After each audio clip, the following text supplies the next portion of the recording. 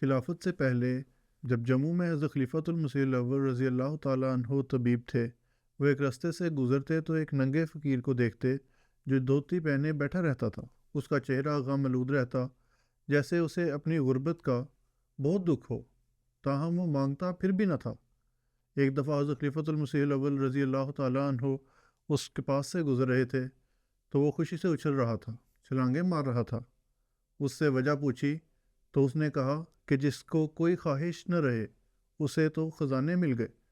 حضرت صلی اللہ علیہ وآلہ وسلم کا ارشاد ہے کہ قناعت نہ ختم ہونے والا خزانہ ہے۔ حرصوں کو کم کرنا ضروری ہے۔ اللہ پر نظر ڈالیں تو پھر حرصیں اور تمنائیں کم ہو جائیں گی، پھر زندگی میں جو سکون حاصل ہوگا اس کی کوئی مثال نہیں ملے گی۔ اللہ تعالیٰ ہمیں ہر لالچ سے محفوظ رکھ کر صرف اپنی رضا کی راہوں پر چلنے کی توفیق عطا فرمائے۔